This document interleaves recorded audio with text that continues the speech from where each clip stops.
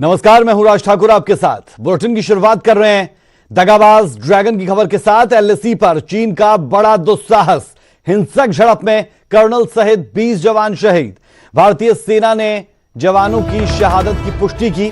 चीन के भी 43 जवानों के हताहत होने की खबर है।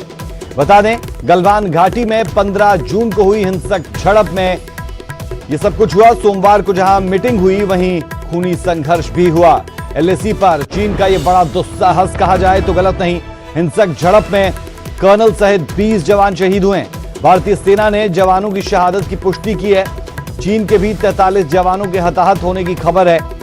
एलएसी पर चीन का बड़ा दुस्साहस इसे कहा जा सकता है। लगातार टेंशन इस जगह पर चल रही थी और इस टेंशन के बाद टेबल पर भी बैठे, यानी बातचीत के मेज पर भी हुई, लेकिन बावजूद इसके किस तरीके की चीजें निकलकर सामने आ रही है आपके सामने। चलिए सीधे रुख कर लेते हैं संवाददाता शंकर आनंद का। शंकर, दिल्ली से संवाददाता शैलेंद्र वांगू हमारे साथ जुड़े हैं। शैलेंद्र, समझना चाह रहे हैं स्थिति को कि क्या स्थिति, 20 जवान शहीद हो गए, चीन की तरफ कितने जवान इस झड़प के दौरान हताहत हुए, क्या अपडेट्स है? देखिए, कल देर शाम एक स्टेटमेंट जो आर्मी की तरफ से आया है उसमें साफ किया गया है कि जो गतिरोध जारी था उस स्पॉट पर गलवान वैली में, वो अब डिसएंगेज हो चुका है, यानी खत्म हो चुका है।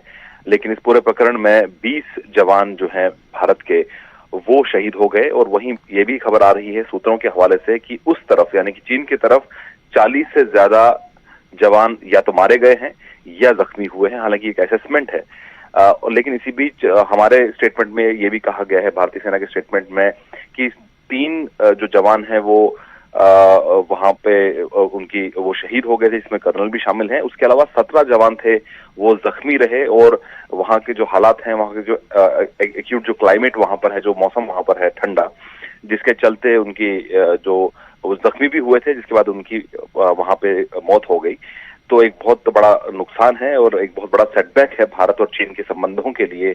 और वहीं इसी बीच आपको याद दिला दें कि विदेश मंत्रालय की तरफ से भी एक बयान कल जारी किया गया था, जिसमें एक साफ कहा गया था कि जून 6 को होने वाली बैठक हुई थी कोर कमांडर लेवल पर, उस पर सहमति बनी थी कि दोनों देश डीएस्केलेट करेंगे, यानी पीछे हटेंगे अलग अलग इलाकों से जो लद्दाख में जो गतिरोध बना हुआ था। उस सहमति पर चीन नहीं बना रहा और सहमति से चीन पीछे हटा और गलवान वैली में एलएसी का उल्लंघन चीन ने किया, जिसके चलते ये सब हुआ। और भारत ने कहा है कि अगर चीन ये नहीं करता, अगर एलएसी का सम्मान करता अगर चीन, तो इस तरह की घटना वहां पर नहीं होती। लेकिन फिलहाल भारत ने यह साफ कर दिया है कि वो आगे भी बातचीत के जरिए सभी मसले हल करना चाहता है और भारत चाहता है कि सीमा पर शांति बनी रहे। लेकिन ये भी जरूरी है कि चीन को समझना होगा कि जो भी वो एक्टिविटीज करता है, जो भी उसकी गतिविधियां होती हैं विकास की, वो अपनी तरफ करे, भारत की तरफ नहीं। तो ऐसे में कल देर रात भी प्रधानमंत्री मोदी की एक हाई लेवल मीटिंग हुई थी, जिसमें सभी टॉप के मिनिस्टर्स शामिल रहे, जिसमें रक्षा मंत्री, गृह मंत्री, वित्त मंत्री और विदेश मंत्री इस बैठक में शामिल रहे। और चर्चा की गई कि किस तरह के हालात अभी बने हुए हैं और चीन के साथ आगे संबंधों को कैसे लेके जाना है, क्योंकि जो घटना सोमवार देर रात की है, ये ऐसी घटना है जिसने दोनों देशों के संबंधों पर एक ब्लैक स्पॉट, जिसे कह सकते हैं काला अध्याय है दोनों देशों के संबंधों के लिए, क्योंकि पिछले 45 सालों में इस तरह का क्लैश एलएसी पर नहीं हुआ। शैलेंद्र, अगर समझना चाहें, लद्दाख में जो हिंसक झड़प हुई उसके बाद लाजमी तौर पर लाहौल स्पीति और किन्नौर में भी चौकसी बढ़ाई गई है, क्योंकि विश्वास करना मुश्किल हो जाता है जब मेज पर बैठकर तमाम चीजें पहले डिसाइड की जाए और उसके बाद उससे मुकर जब कोई जाए, और खासतौर पर जब वो पड़ोसी हो, तो फिर दिक्कत हो सकती है। जहां जहां चीन के साथ आप कहें कि बॉर्डर्स लगते हैं, वहां पर चौकसी बढ़ाने की जरूरत भी। बिल्कुल, चीन ऐसा देश है जिस पर भरोसा नहीं किया जा सकता। हमें 1962 का भी वो दौर याद है। तो ऐसे में खबरें आ रही हैं कि जो हिमाचल प्रदेश के साथ जो सीमा है, एलएसी है चीन के साथ, तो वहां पर फिलहाल सतर्कता बढ़ा दी गई है, वहां पर एडिशनल डिप्लॉयमेंट कर दी गई है आईटीबीपी की भी। लेकिन वह एहतियातन है। हालांकि इससे पहले ही एलएसी पर लद्दाख से लेकर अरुणाचल प्रदेश तक जो भी डिप्लॉयमेंट चीन की तरफ थी उसको मिरर किया गया, यानी कि यहाँ पर भी वैसी ही डिप्लॉयमेंट की गई भारतीय सेना की जैसे कि चीन की है। तो ऐसे में हालांकि फिलहाल अभी हालात काबू में है, सामान्य है, लेकिन जो घटना सोमवार देर रात की है वो अपने आप में झकझोरने वाली है दोनों देशों के संबंधों को, और आगे आने वाले वक्त में ये घटना भुलाना इतना आसान नहीं होगा। और आपको ये भी याद दिला दें कि अब से कुछ दिनों के अंदर ही RIC यानी रशिया, इंडिया, चाइना के विदेश मंत्रियों की बैठक भी होने वाली है, जिसमें भारत और चीन के विदेश मंत्री भी आमने सामने होंगे। और वहीं इसी बीच इस पूरे घटनाक्रम को लेकर अमेरिका का भी अब बयान सामने आ चुका है। अमेरिका ने कहा है कि वो LAC पर नजदीकी से निगरानी रखे हुए है, और वहीं जो 20 जवान शहीद हुए हैं भारत के, उसके लिए उनके परिवार के प्रति संवेदना व्यक्त की है। और अमेरिका ने कहा है कि भारत और चीन शांतिपूर्ण तरीके से बातचीत के जरिए मसला हल करें, और अमेरिका इसका समर्थन करता है। बहुत शुक्रिया शैलेंद्र इस तमाम जानकारी के लिए। तो चीन के साथ जो संबंध है वो कहीं ना कहीं कड़वाहट की तरफ बढ़ते हुए हैं, ये कहा जा सकता है इस पूरी घटना के बाद, जहां 20 जवान हिंदुस्तान के शहीद हुए, 43 जवान या तो हताहत या फिर मारे गए। चीन की तरफ भी ये चीजें, इनपुट्स निकलकर सामने आ रहे हैं। LAC पर चीन का बड़ा दुस्साहस, इसे कहें तो गलत नहीं।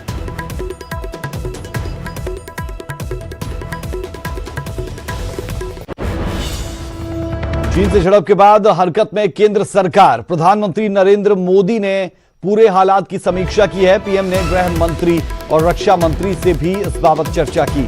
विदेश मंत्री S जयशंकर से भी पूरी जानकारी ली गई। चीन पर आगे की रणनीति को लेकर बातचीत भी हुई। चीन से झड़प के बाद हरकत में केंद्र सरकार, और इसी के मद्देनजर प्रधानमंत्री नरेंद्र मोदी ने हालात की समीक्षा भी की है।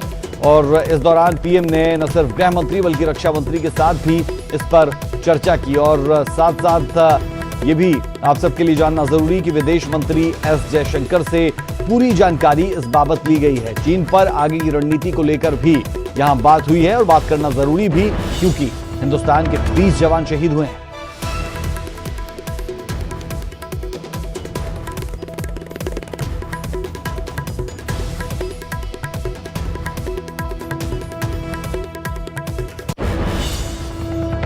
LAC पर हिंसक झड़प पर विदेश मंत्रालय का बयान। LAC पर जो हुआ उससे बचा जा सकता था।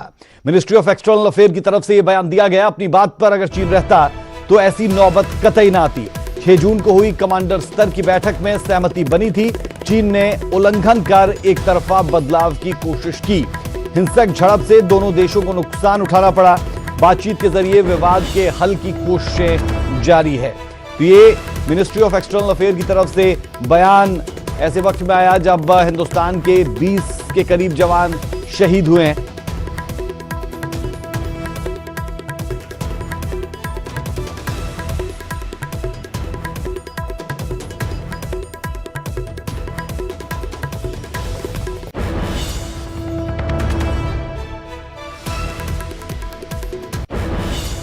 चीन से झड़प के बाद हिमाचल में भी अलर्ट है। बता दें, हिमाचल के गृह विभाग ने अलर्ट जारी किया। चीन से सटे लाहौल स्पीति और किन्नौर में अलर्ट।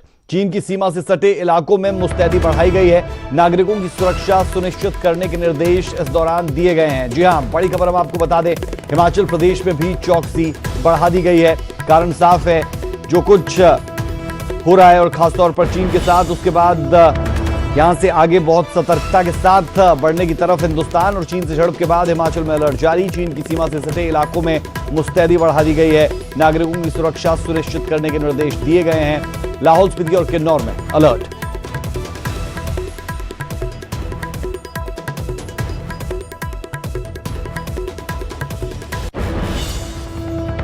और अब बड़ी खबर, सोनिया गांधी ने जवानों की शहादत पर शोक जताया है। अपनी सुरक्षा और अखंडता के लिए हम एकजुट। बीजेपी अध्यक्ष जेपी नड्डा ने भी शहादत पर श्रद्धांजलि दी। पीएम मोदी के नेतृत्व में देश की सीमाएं सुरक्षित। जेपी नड्डा, बीजेपी राष्ट्रीय अध्यक्ष की तरफ से बयान दिया गया। भारतीय सेना किसी भी हालात से निपटने में सक्षम है, इस पर भी जोर दिया गया। बहरहाल बड़ी खबर हम आपको बता दें कि शहादत को नमन करते हुए और सोनिया गांधी की तरफ से भी जवानों की शहादत पर शोक जताया गया। अपनी सुरक्षा और अखंडता के लिए हम एकजुट है, सोनिया गांधी की तरफ से भी यह कहा गया। कांग्रेस अध्यक्षा सोनिया गांधी।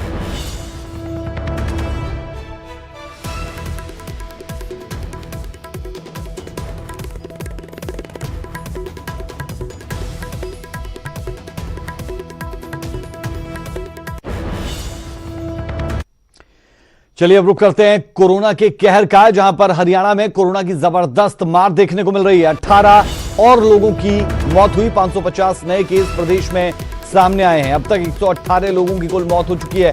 प्रदेश में कोरोना मरीजों का आंकड़ा 8,272 पर पहुंच चुका है। गुरुग्राम में 205 नए केस, 9 और मौतें। फरीदाबाद में 174 नए केस, 5 और मौतें। भिवानी में 2, सोनीपत और जींद में 1-1 मौत। सोनीपत से 32 और रोहतक से 25 नए केस सामने आए हैं। रेवाड़ी और अंबाला से 21 नए केस सामने आए। 24 घंटों में 183 कोरोना मरीज ठीक हुए। प्रदेश में रिकवरी रेट 45.31% तक पहुंच चुका है। जी हां, प्रदेश में रिकवरी रेट बेहतर कहा जा सकता है, 45.31%।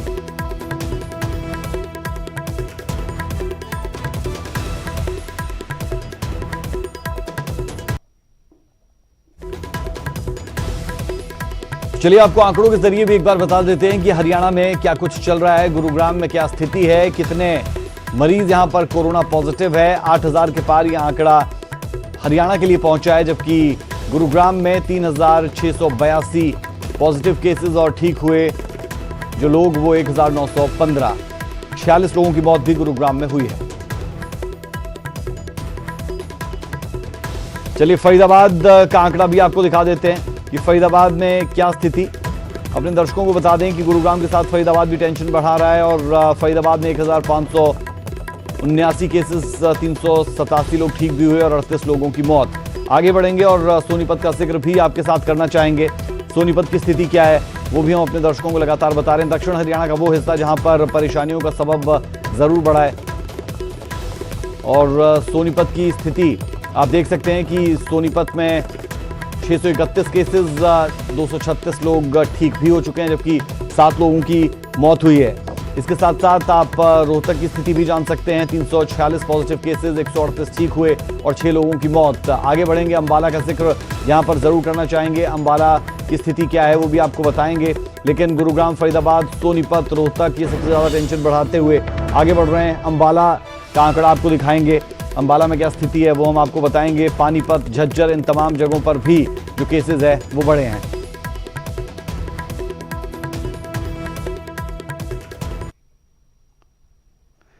पंजाब के मुकाबले हरियाणा में कोरोना से हालात बिगड़ रहे हैं। आंकड़े बेहद डराने वाले हैं। पूरे पंजाब पर तो अकेला गुरुग्राम ही भारी पड़ रहा है। पिछले 6 दिनों में ही हरियाणा में कोरोना से 55 लोगों ने दम तोड़ा और आंकड़ा अब 100 तक पहुंच चुका है। आइए आपको आंकड़ों के जरिए बताते हैं कि आखिर हरियाणा क्यों पड़ रहा है पंजाब पर भारी। हरियाणा में काल बन रहा कोरोना, पंजाब से ज्यादा हरियाणा में मौत। हर दिन डरा रहे मौत के आंकड़े। आखिर कैसे काबू होगा कोरोना? हरियाणा में कोरोना के आंकड़े बेहद ही डराने वाले हैं। जून महीने का एक एक दिन भारी पड़ रहा है। हरियाणा की हालत तो पंजाब से ही ज्यादा खराब है। 15 जून तक के आंकड़ों की बात करें तो हरियाणा में जहां कोरोना के 7,722 केस सामने आ चुके हैं, तो वहीं पंजाब में यह आंकड़ा महज 3,267 तक का ही था। लेकिन मौत के आंकड़ों ने हिलाकर रख दिया। हरियाणा में 15 जून तक 100 मरीजों ने दम तोड़ दिया, जबकि पंजाब में 71 लोगों की जान गई। हालांकि हरियाणा में 3,565 लोगों ने कोरोना को मात दी, तो पंजाब में 2,443 लोगों ने। चौंकाने वाली बात तो यह भी है कि कोरोना के मामलों में पूरे पंजाब पर अकेला गुरुग्राम ही भारी पड़ रहा है। यानी 15 जून तक पंजाब में कोरोना के 3,267 केस आए, जबकि 71 लोगों की मौत हुई, जबकि गुरुग्राम में ही 3,477 मामले आ गए और 37 लोगों ने दम तोड़ दिया। गुरुग्राम ही नहीं, फरीदाबाद भी पंजाब के 3 जिलों पर भारी पड़ रहा है। 15 जून तक अमृतसर में जहां कोरोना के 633 केस और 21 मौतें हुई, वहीं लुधियाना में 387 केस और 10 मौतें हुई, जबकि जालंधर में 347 केस और 10 लोगों की जान गई।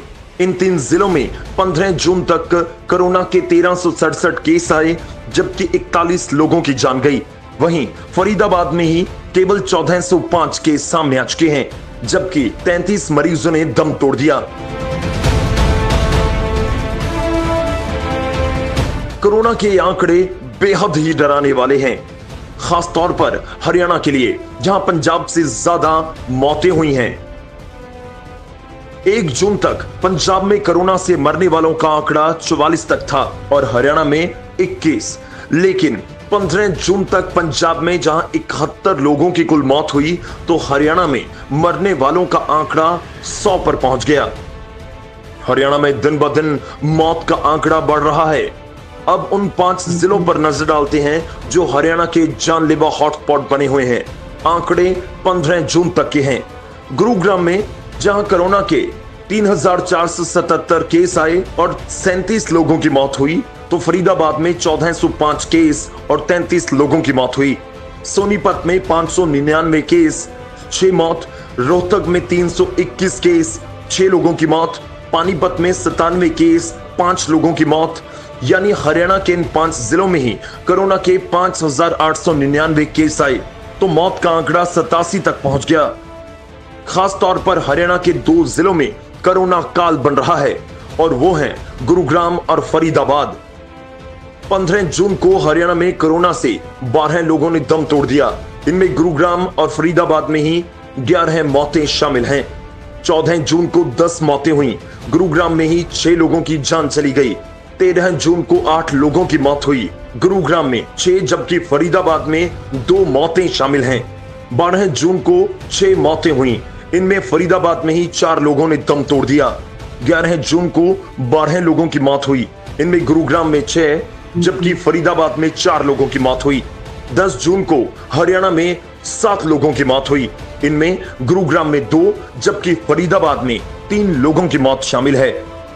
यानी महज 6 दिन में हरियाणा में 55 लोग कोरोना से दम तोड़ चुके हैं। इनमें गुरुग्राम में 26 तो फरीदाबाद में 18 लोगों की मौत शामिल है। मौत के ये आंकड़े परेशान करने वाले हैं, चौंकाने वाले हैं और डराने वाले भी हैं। अगर वक्त रहते कोई ठोस रणनीति नहीं बनाई गई, तो हरियाणा में हालात दिल्ली और मुंबई जैसे हो सकते हैं। Bureau report, news 18।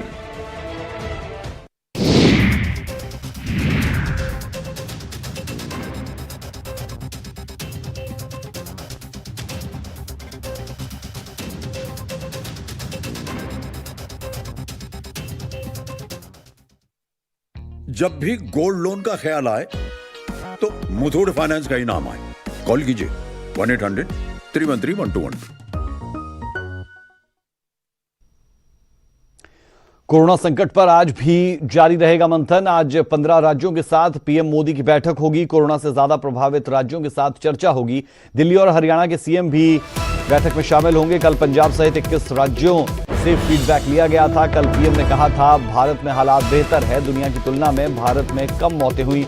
कोरोना जितना रुकेगा, विकास उतना बढ़ेगा। थोड़ी सी लापरवाही लड़ाई को कमजोर करेगी। इस बात की तरफ भी इशारा किया गया। बहरहाल आज 15 राज्यों के साथ पीएम की बैठक।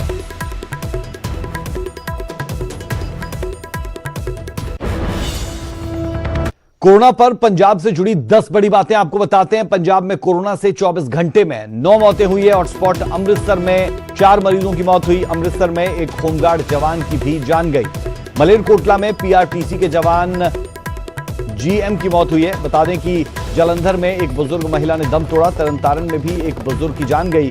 सूबे में अब तक कोरोना से कुल 83 मौतें हुई है। पंजाब में 3400 के करीब ये मामले पहुंच चुके हैं। हॉटस्पॉट जालंधर में 31 नए मामले सामने आए। लुधियाना में 22 और अमृतसर में 15 नए मरीज।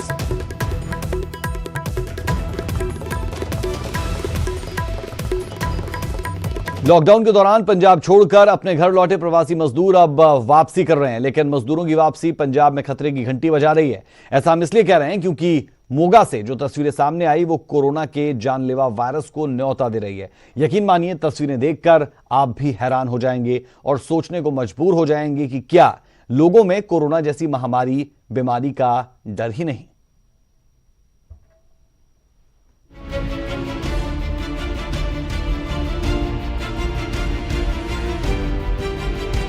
मजबूरी में पंजाब छोड़कर अपने अपने सूबों को गए मजदूर अब वापस लौट रहे हैं, लेकिन ये वापसी राहत कम आफत ज्यादा लग रही है, क्योंकि थोक के भाव मजदूर वापस तो आ रहे हैं, लेकिन बिना किसी सरकारी मंजूरी के।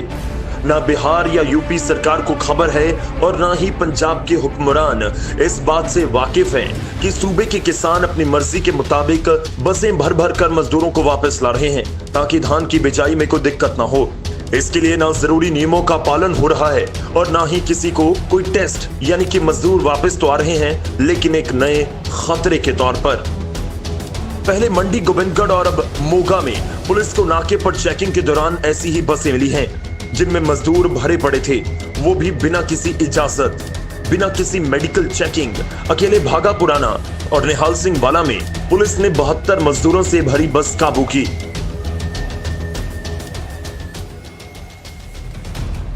लॉकडाउन में ढील के बाद देश के अलग अलग हिस्सों में क्या हाल हुआ है ये शायद बताने की जरूरत न हो, और अगर इसी तरह किसान बिना जरूरी प्रोटोकॉल फॉलो किए मजदूरों को वापस लाते रहे तो फिर नई मुसीबत पंजाब के सर पर खड़ी समझिए।